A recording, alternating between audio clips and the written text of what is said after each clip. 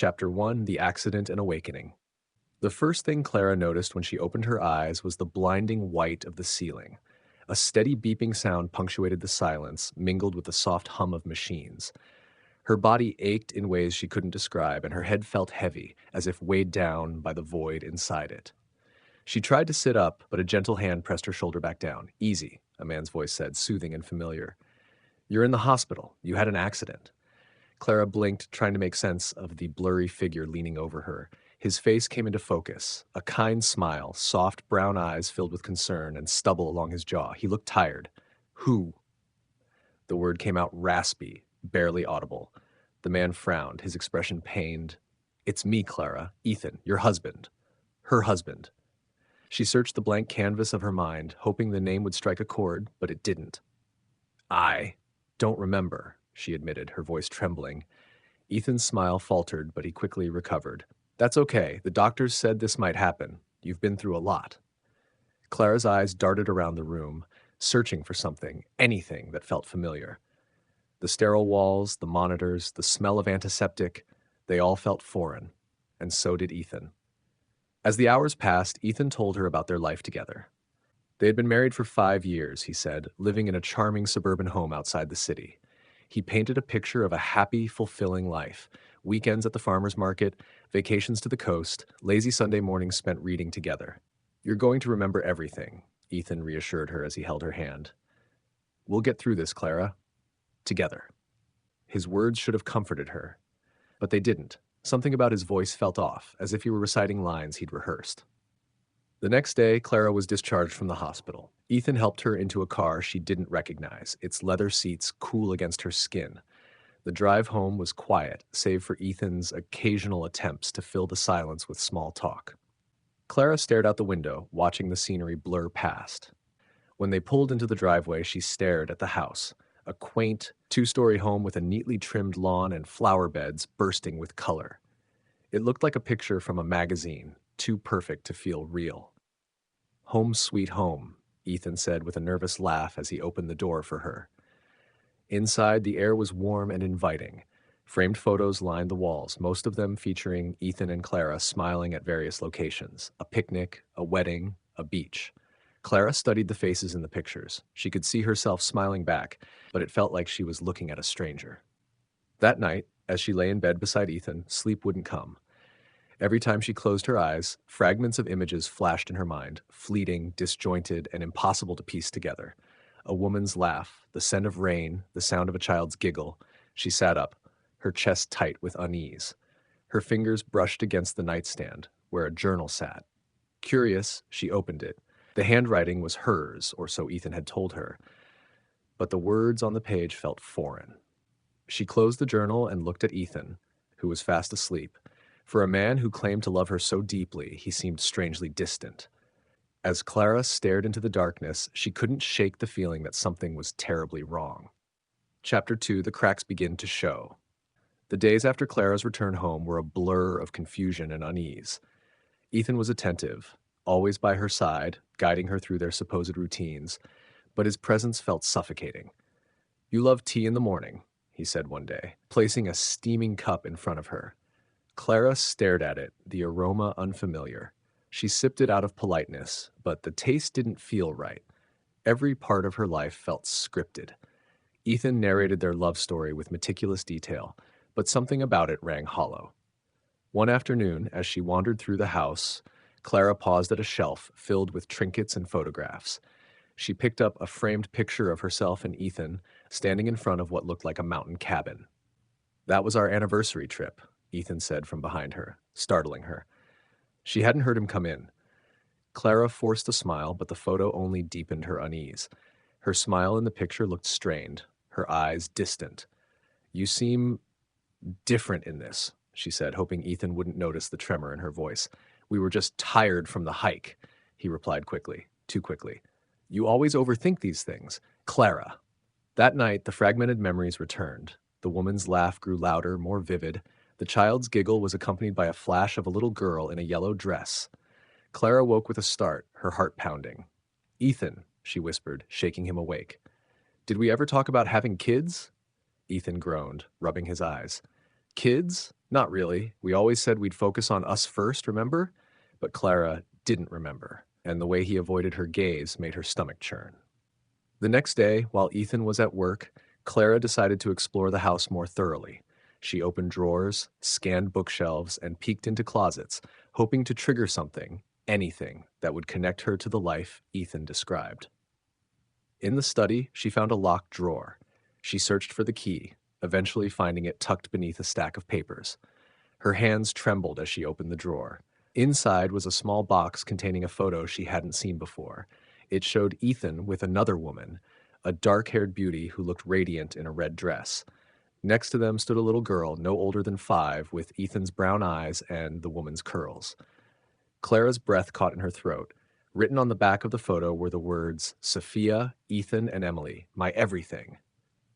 That evening, Clara confronted Ethan as soon as he walked through the door.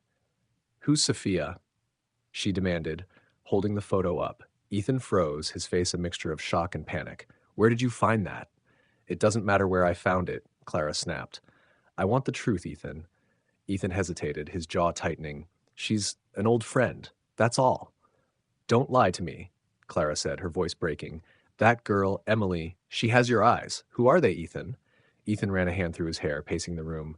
"Clara, you're not well. The doctor said your memory might—" "My memory isn't the problem here," she interrupted, her voice rising. "You are. Now tell me the truth." Ethan stopped pacing, his shoulders sagging. "It's complicated," he said finally, his voice barely above a whisper. "Then make it simple," Clara replied, her heart pounding. But Ethan said nothing.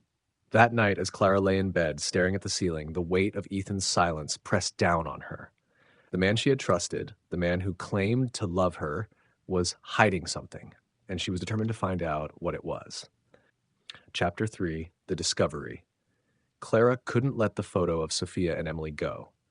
The woman's radiant smile and the girl's familiar eyes haunted her every waking moment. Ethan's reluctance to answer her questions only fueled her suspicions. While Ethan was at work the next day, Clara decided to follow the nagging feeling in her gut. She dug through Ethan's office drawers again, finding a recent receipt for a flower shop she didn't recognize. The name Garden Haven and an address were printed clearly on the slip. That afternoon, Clara called a cab and directed the driver to the flower shop. It was a quaint, picturesque place tucked into a quiet neighborhood. As she stepped inside, the scent of roses and lilies washed over her. "Can I help you?" the shopkeeper asked, a pleasant smile on her face. Clara hesitated, then held up the receipt. "I think my husband was here recently. Do you remember him? Tall, dark hair, brown eyes?" The shopkeeper nodded. "Oh, yes, Ethan. He comes by often and buys lilies for his wife." Clara's heart skipped a beat. "His wife?" she asked, her voice barely above a whisper. The shopkeeper frowned slightly. "Yes. Sophia, I believe? He mentioned her name last time." Clara left the shop in a daze. Her thoughts raced as the cab carried her back home. Ethan wasn't just hiding a secret, he was living an entirely separate life. The pieces began to fall into place. His frequent absences, the vague answers, the unease she'd felt since she woke up. Her stomach churned with a mix of anger and betrayal.